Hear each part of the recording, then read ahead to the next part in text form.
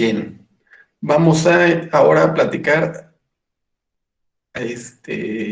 acerca de cómo tenemos que seleccionar precisamente los verbos a la hora de escribir.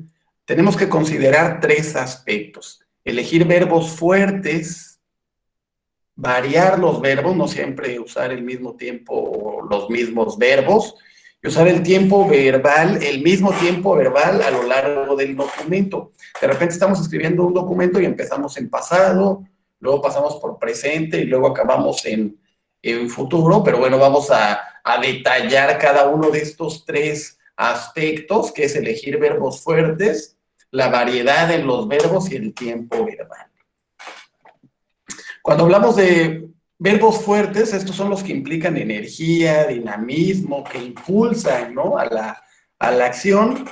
Por el contrario, a los verbos débiles, que normalmente generan una sensación de calma o de aburrimiento, ¿no? Algunos ejemplos de verbos débiles pueden ser llevar a cabo, ocurrir, suceder, pasar, tener lugar, observar.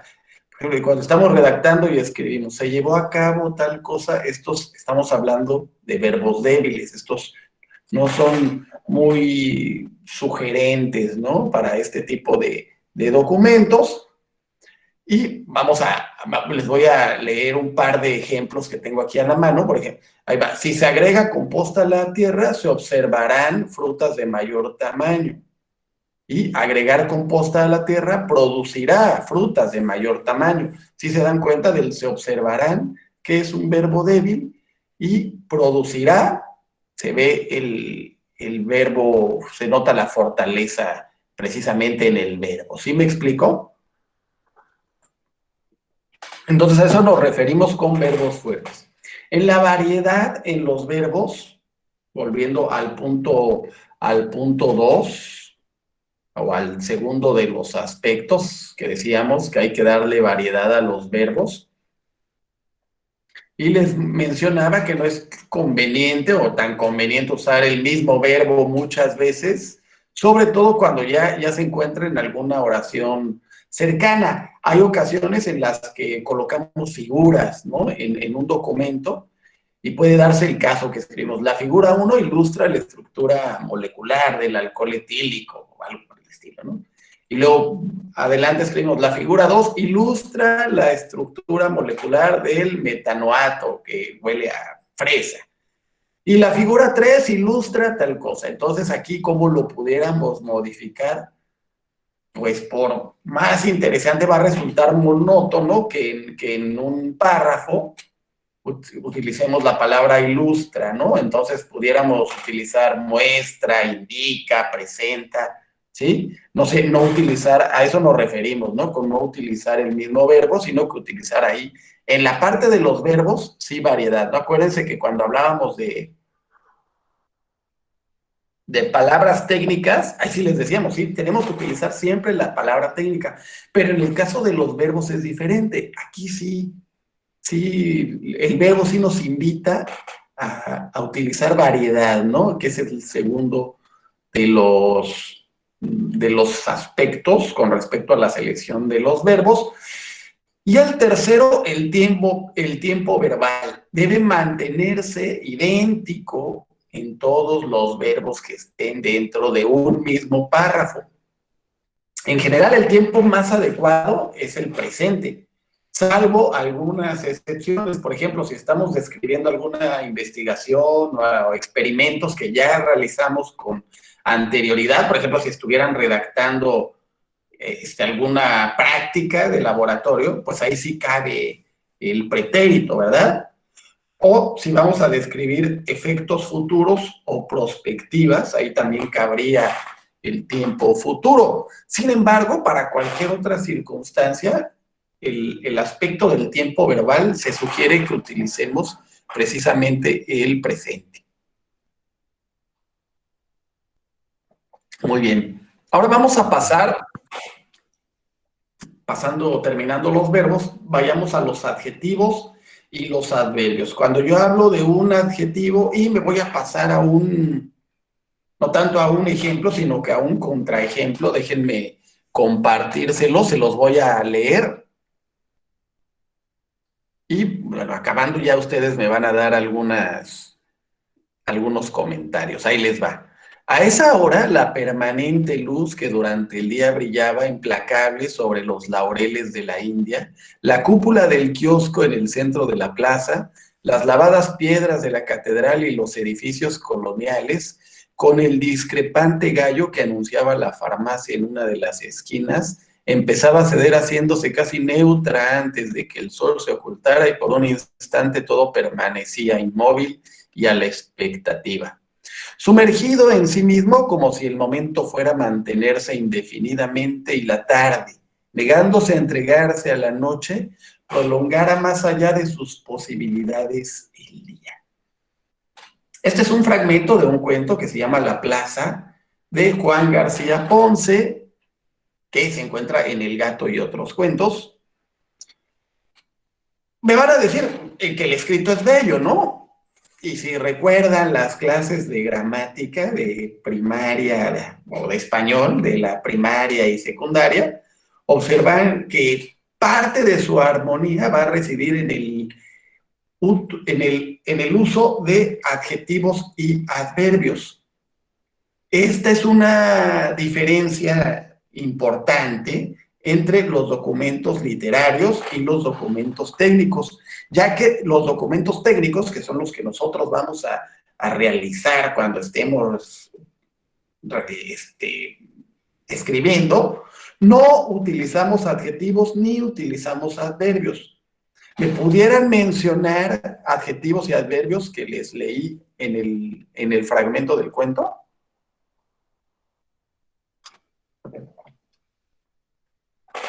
Uno por uno, no todos al mismo tiempo, ¿eh? O escríbanmelos en el chat si los tienen a la mano.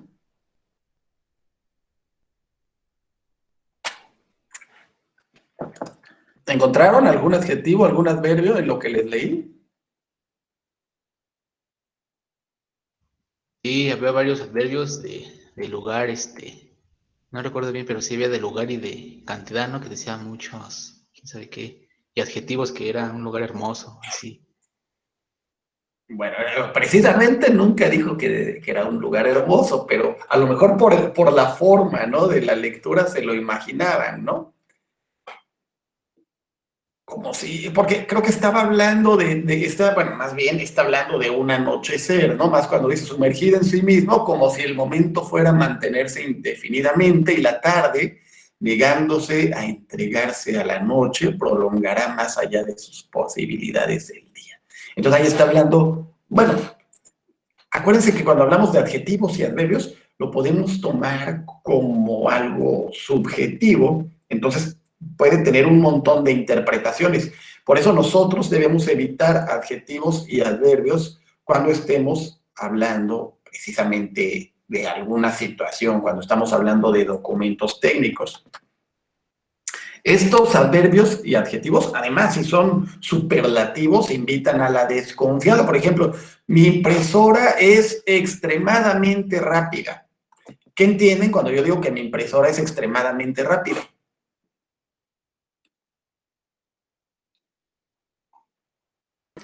Que funciona bien. ¿Que funciona bien?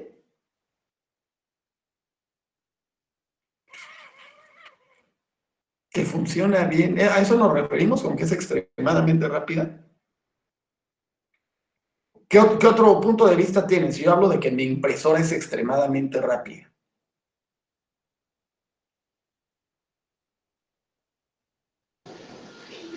Bueno, si se habla de que imprime o escanea, pues se puede decir que pues es rápida al momento de imprimir algún documento, su funcionamiento es muy rápido. Bueno, yo así lo entiendo. Bueno, ya me van entendiendo, ¿no? Cuando yo digo, si hablo de una impresora y digo que es extremadamente rápida, digo, bueno, ya identifico. Datos bonitos. Recuerden tener cuidado cuando trabajen con una pistola de pegamento. Está muy caliente.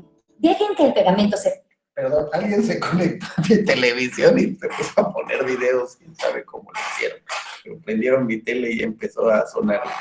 Entonces, perdón, Entonces estaba platicándoles que me decían que la impresora normalmente se encarga de imprimir hojas, y cuando hablamos de que es extremadamente rápida, pues no sabemos si imprime a lo mejor 20 páginas por minuto, a lo mejor es rápido, pero a lo mejor si imprime 100 páginas por minuto también es rápido.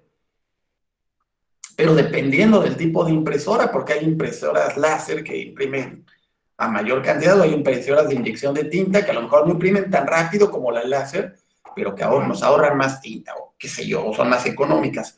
Entonces, este tipo de menciones, cuando estamos hablando de un documento técnico, pues nos van a generar cierta desconfianza y eliminan objetividad. Cuando decimos, es rápida, pues no sabemos.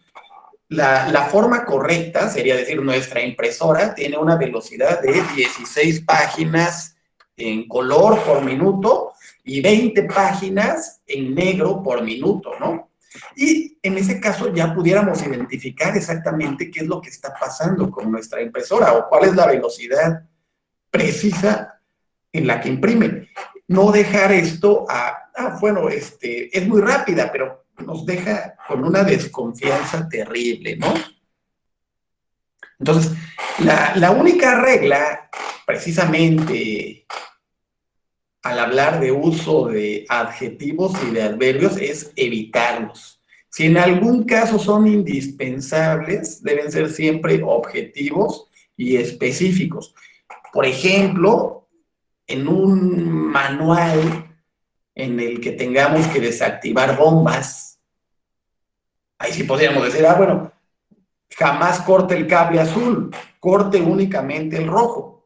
Pues si cortas el cable azul, pues va a explotar la bomba. Ahí sí, el adjetivo o el adverbio dice, ¿sabes qué? Azul o rojo, pero ahí porque es muy, muy claro, ¿no? No los podemos eliminar, pero sin duda son objetivos y son específicos. Digamos que el significado no va a depender de la interpretación del lector, bueno, a menos que la persona que lo va a utilizar sea daltónico, ¿no? Y dije, pues bueno, pues rojo y azul, y dice, puta, este es rojo, y pues no era rojo, no era azul, y pues ya explotó, ¿no? Exactamente como me dice aquí en el comentario, se deben evitar porque pueden dar un diferente sentido, a excepción de estos casos, ¿no? Donde sí es clara la notoriedad. Pero cuando hablamos de que son muy rápidos o son muy lentos, o si me dices, ¿sabes qué?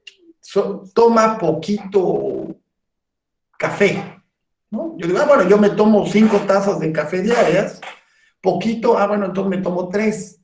Pero al referirse a poquito café, a lo mejor me estaban diciendo, nada más tómate media taza de café, y pues yo ya me yo como me tomaba 5, me voy a tomar 3 cuando me dicen que me tome poquito café. Por eso sí tenemos que ser muy claros en las indicaciones cuando estamos expresándose en documentos técnicos. ¿Sí me expliqué, Saraí?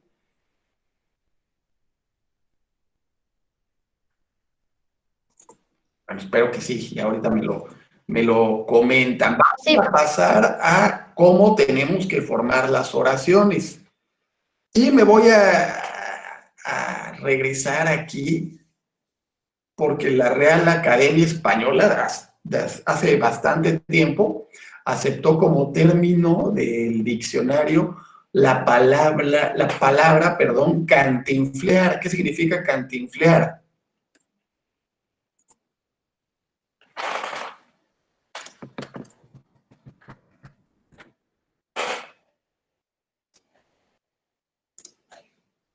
¿Se escucharon la...? ¿Perdón? Tiene que ver algo con Cantinflas, pero no recuerdo bien qué. Mario Fortino Alfonso Moreno Reyes, conocido como Mario Moreno Cantinflas, pues factor, productor, guionista, comediante, ¿no? Un personaje del cine mexicano, incluso apareció en Hollywood en algún momento, y pues se aventaba algunos discursos que no decían nada, pero hablaba como 2 horas, o bueno, no sé cuánto tiempo hablaba, no, a lo mejor no 2 horas, pero a lo mejor, si alguien vio alguna vez alguna de sus citas, podía estar en un discurso diciendo un montón de palabras, pero realmente no te decía nada y solamente te enredaban. Entonces, la Real Academia incluyó cantinflear, que significa hablar de forma disparatada e incongruente y sin decir nada. O sea, ¿cómo voy a hablar sin decir nada? Pues sí se puede cuando está uno cantinfleando, ¿no? De repente eso ocurre en las mañaneras. Los que ven las mañaneras.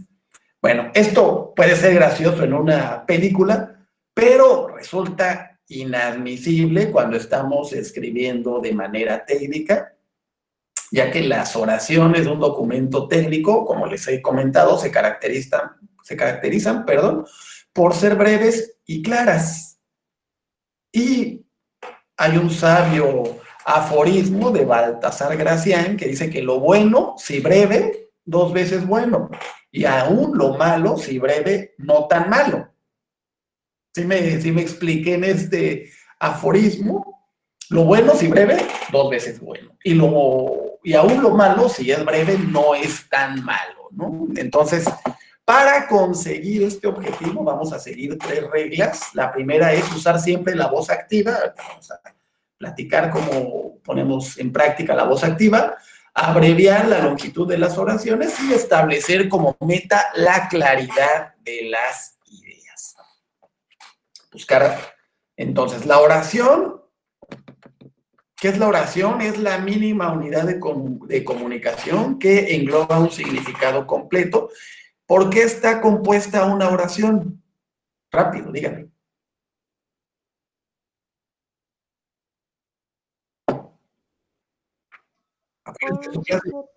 Sujeto, verbo, predicado. Exactamente, sujeto más predicado. Y el predicado normalmente, ¿de qué se va a componer?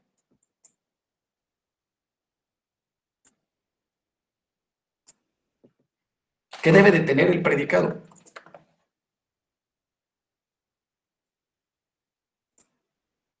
Un verbo más el complemento, ¿verdad? Sí recuerdan su clase de español de tercero de primaria.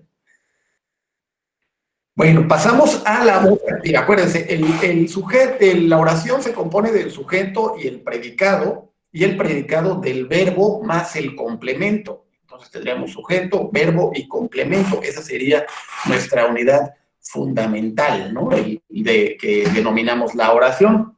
La voz activa que les comentaba es precisamente la primera de las reglas que debemos seguir.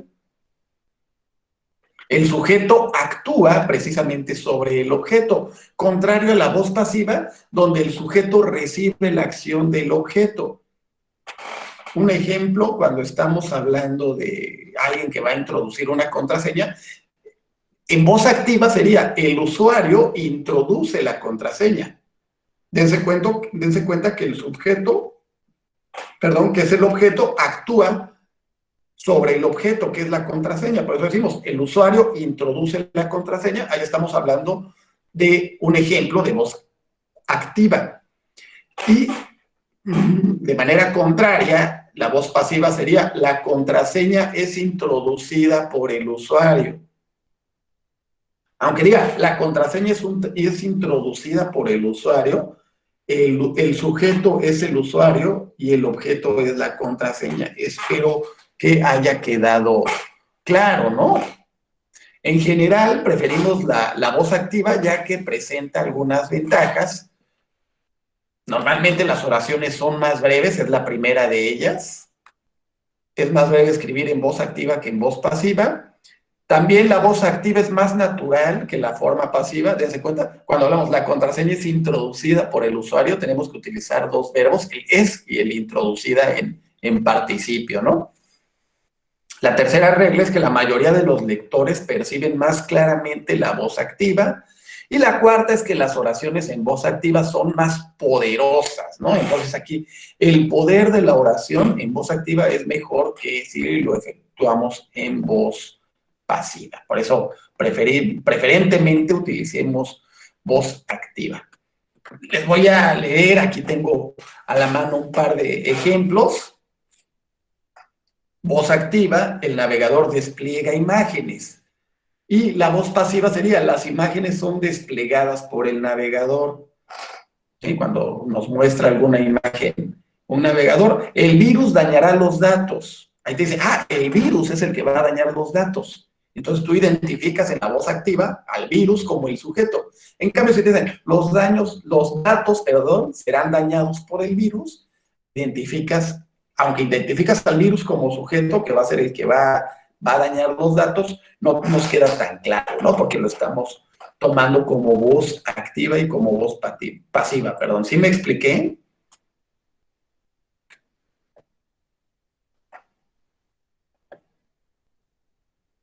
¿Siguen ahí? Sí, profe, muy bien. Bueno, básicamente pueden darse lugar algunas excepciones cuando sí es adecuado usar la voz pasiva, no siempre es bueno la voz activa. Hay algunas excepciones, por ejemplo, cuando es más importante el objeto que el sujeto, ¿no? Por ejemplo, Cozumel no suele ser azotado por los huracanes. Pues ahí dices, bueno, aunque el objeto Cozumel, los huracanes eran el sujeto, pero vamos a darle énfasis a Cozumel, porque queremos darle importancia al objeto. Entonces, cuando el objeto es más importante que cuando el objeto es más importante que el sujeto, sí conviene utilizar voz pasiva.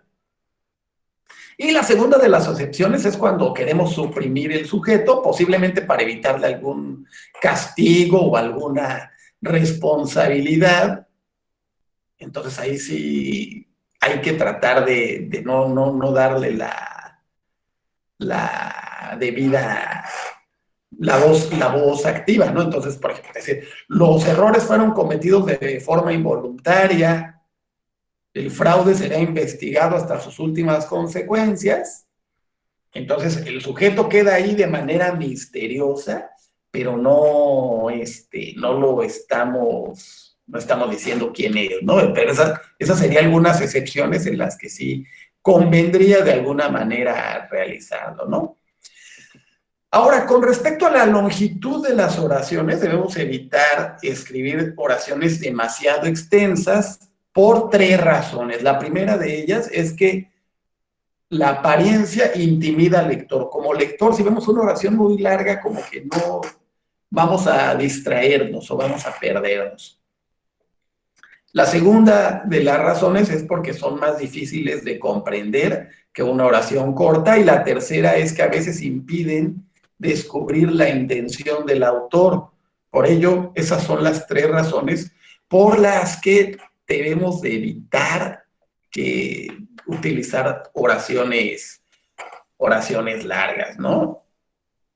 No podemos dar una regla, aquí estoy siendo subjetivo al hablar de oraciones largas, ¿no? Sin embargo, normalmente cuando hablamos de oraciones largas, no excedernos de 20 o 30 palabras. No, o sea, eso ya es ya hablando de objetividad, no se excedan de 20 o de 30 palabras. Aunque no se preocupen tanto por estar contando las palabras, más bien revisen si visualmente el documento resulta atractivo y si las ideas las estamos transmitiendo a la hora de escribir de manera correcta. Hay veces que es necesario, ¿no?, realizar oraciones largas. Por ejemplo, cuando mezclamos 2 o 3 ideas en una sola oración, de repente sí nos queda la oración muy larga. Si usamos voz pasiva, también nos va a quedar la oración larga al ser repetitivo o al incluir series que podrían quedar mejor en una lista. Cuando estamos numerando algunas cuestiones o describiendo factores, ¿no? Ahí de repente es mejor colocar viñetas y hacer un listado. ¿Sí me estoy explicando? Y bien, para terminar, vamos a tocar el tema de la clasificación de los documentos, ya olvidándonos un poquito de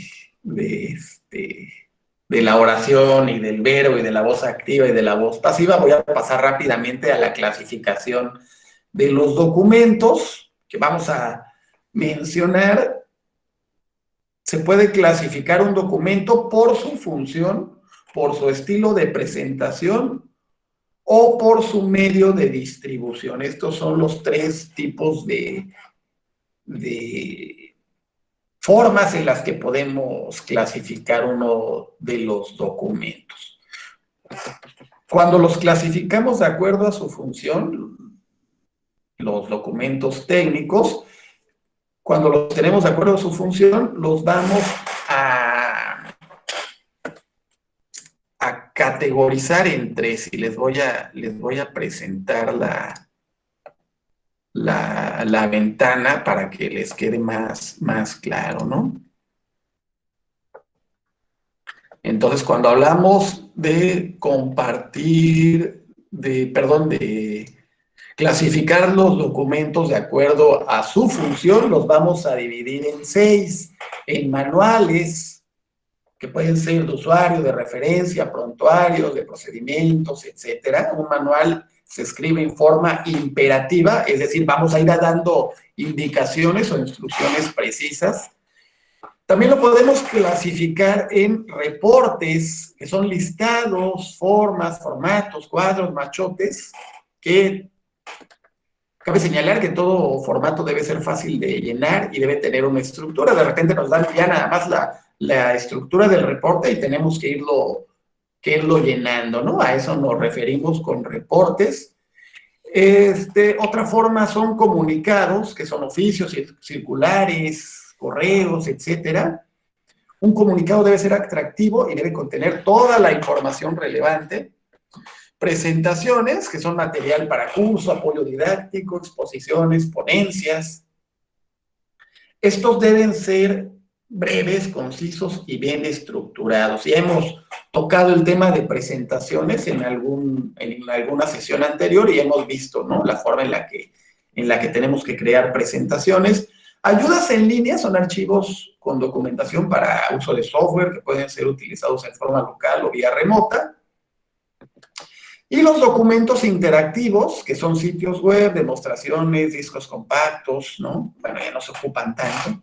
No debe abusarse de elementos visuales en estos documentos interactivos, aunque sabemos la característica de las imágenes, ¿no? Entonces, cuando clasificamos los documentos de acuerdo en su función, son a partir de estos 6 puntos. Acuérdense que hablamos de que los clasificamos de acuerdo a su función. Después los vamos a clasificar de acuerdo a su estilo. Cuando son de acuerdo en su estilo, tenemos 3 básicos que son solo texto, texto e ilustraciones y solo ilustraciones. Cuando hablamos de que solo son, de la primera de ellas, solo texto, debe tener por lo menos una estructura perfectamente definida y clara para el lector, ¿no? Aquí les muestro uno de los ejemplos, cómo navegar en un curso, cómo ver, etcétera, ¿no? Aquí tenemos cuando es solo texto. Cuando tenemos texto e ilustraciones, cada uno de los gráficos debe servir para facilitar la comprensión del contenido, que esto normalmente nos lo colocan cuando estamos utilizando algún procesador de palabras, ¿no? O alguna función, nos ponen el icono y nos muestran conjuntamente alguna palabra. Vean, aquí está el icono y el texto, y esto nos ayuda a la comprensión del lector. Y finalmente, cuando solo son ilustraciones,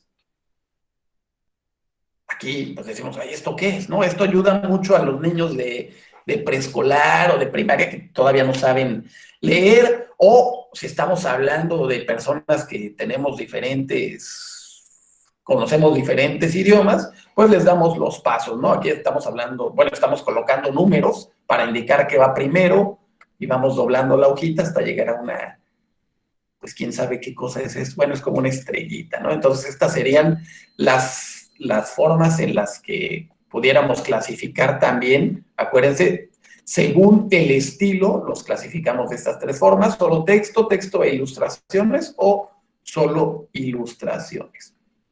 Y por último, los documentos los vamos a clasificar según su medio de distribución. Esto es cómo lo vamos a hacer llegar a los lectores, y aquí puede ser de 3 formas diferentes: impresos, electrónicos o para presentación en pantalla. Impresos pues son los documentos en algún tipo de papel, hojas sueltas, cuadernos, etcétera, ¿no?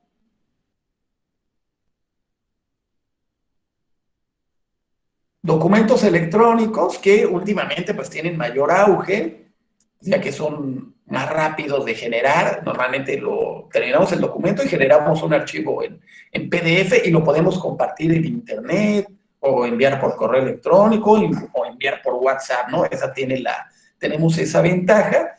Y finalmente las proyecciones, pues que son para presentar el documento de manera simultánea en alguna presentación o en algún otro aspecto, ¿no? Con esto vamos a terminar nuestra sesión de hoy. No sé si quieran comentar algo o tengan alguna duda al respecto.